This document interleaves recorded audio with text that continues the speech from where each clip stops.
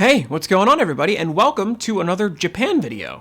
Yes, it's been a whole week since the previous video, and that one was a lot of fun to make, but let's finally start getting into Japan itself, right? Now that in this part I'm off of the plane and actually settled into the hotel and everything, it's time to actually explore Japan. And one of the first things we did was go to the Ghibli Museum in Mitaka. Now, I don't think I have to introduce it to anybody, but if you're not familiar, Studio Ghibli is a famous animation company who has made tons of critically acclaimed and incredibly high-quality anime movies over the years. If you've ever seen movies like Nausicaa, Valley of the Wind, My Neighbor Totoro, Ponyo, Castle in the Sky, Howl's Moving Castle, Spirited Away, these are all movies from Studio Ghibli, and they're all amazing movies, and I highly recommend them if you haven't seen them. It's almost become kind of cliche to say I'm a Ghibli fan now, because it's kind of like no duh, right? Their movies are incredibly wondrous, full of imagination and creativity. If you're going to the Ghibli Museum, I'm going to make this very quick and say that you have to reserve your tickets online far in advance from your trip.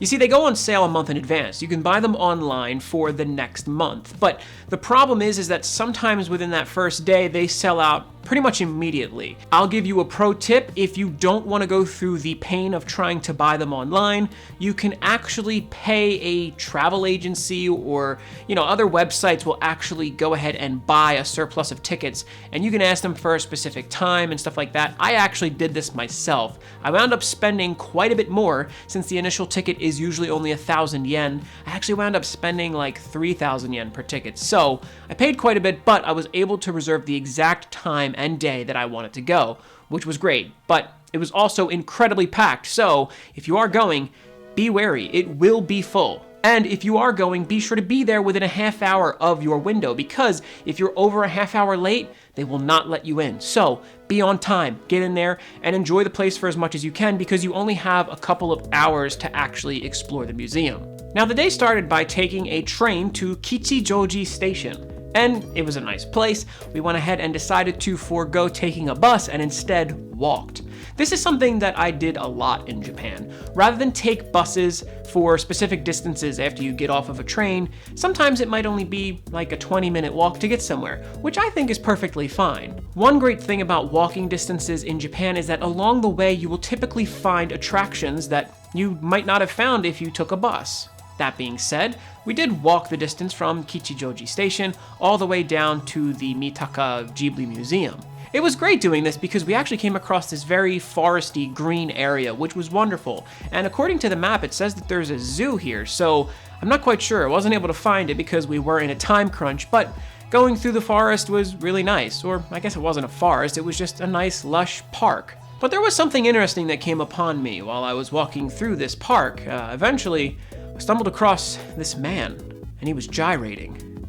And, oh boy, let me tell you, those hips don't lie.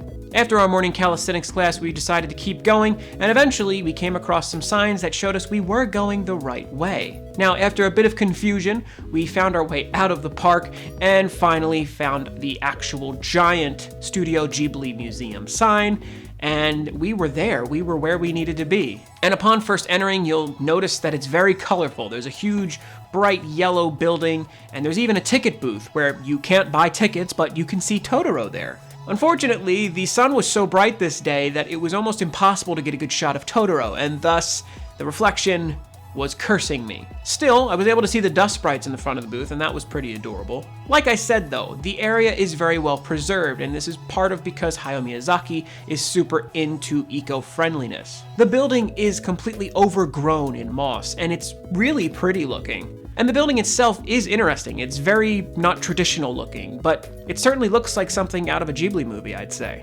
Another interesting thing is that there's all these stained glass paneled windows that I didn't get too many shots of because it's hard to take your camera out while in the museum. That's another problem. As great as the Studio Ghibli Museum is, you can't take photos or videos in here. You can do it in the outside areas, so there's a limited amount of things I can show you. Funny enough though, in a recent Weeaboo Wednesday, I announced that there's actually going to be a Studio Ghibli Museum picture book that is coming out. So if you want to see more of the museum and can't quite make it, then that might be your next best bet.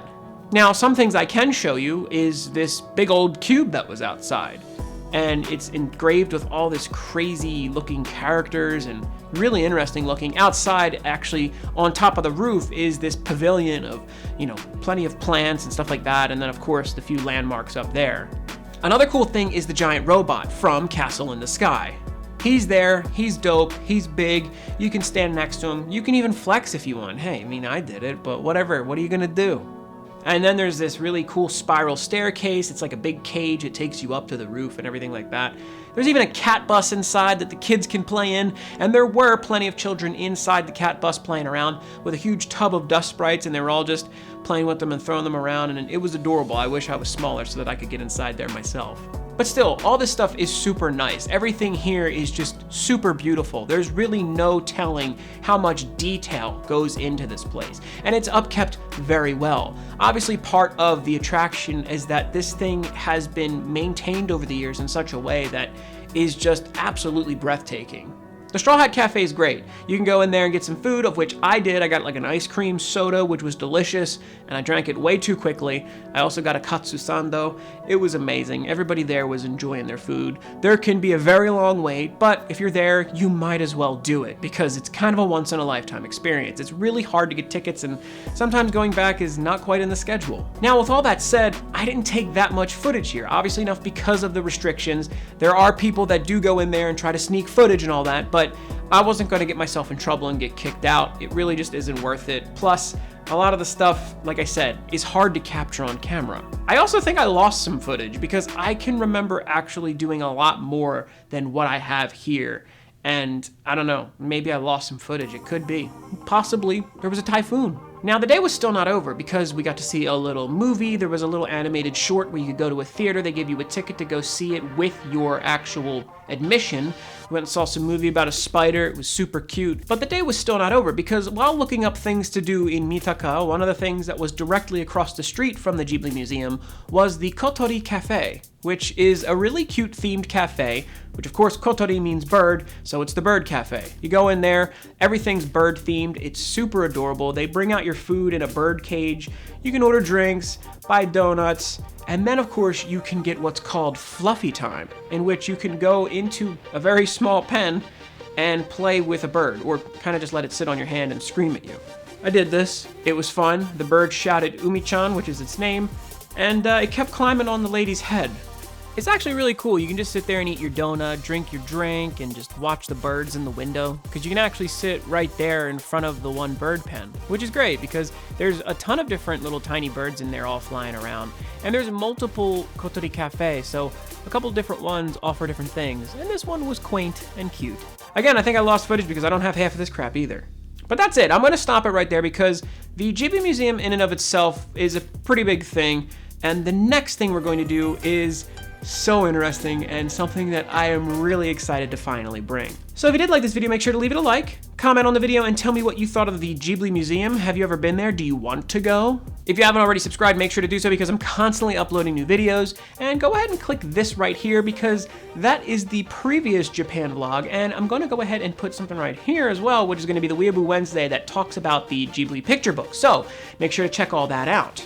The back of this jacket has Totoro on it, so that was kind of done for this video. Did you like it? This isn't even my jacket, I stole it. What are you gonna do about it? Nothing, punk!